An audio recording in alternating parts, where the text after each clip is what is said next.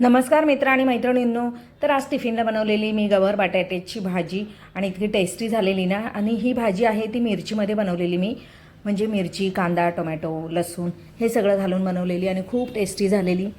तर यासाठी मी कांदा कट केला, टोमॅटो कट केला, त्यानंतर एक मोठा बटाटा तोही कट करून घेतला, गवार निवडून स्वच्छ धुवून घेतली, मग कढईमध्ये 2.5 चम्मच तेल घेतलं, राई टाकली, जिरे टाकले, त्यानंतर लसूण मिरची घालून घेतली, मग कांदा टाकला.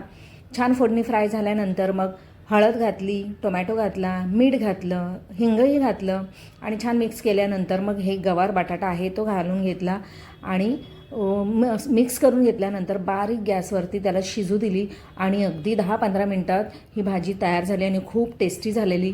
तर अशा अगदी साध्या सोप्या पद्धतीने भाजी बनवली ना तर खूप छान होते आणि मिस्टरांना अशा मिरचीतल्या भाज्याही खूप आवडतात. नाही तर नेहमी मी गवारची भाजी ती मिरची पावडर किंवा आपल्या घरचा ठेवणीतला मसाला असतो त्यामध्ये बनवत असते. मग मी आज म्हटलं चला आपण मिरचीत बनवू. तर खूप टेस्टी झालेली ती ही गवार भाजी. त्यानंतर वरण भात बनवलेलं टिफिनला, त्यानंतर लोणचं दिलं, चपाती, आपलं नेहमीप्रमाणे वरण भात लोणचं चपाती हे तर असतंच टिफिनला, आणि मग केळीही दिली त्यांना संध्याकाळी खाण्यासाठी.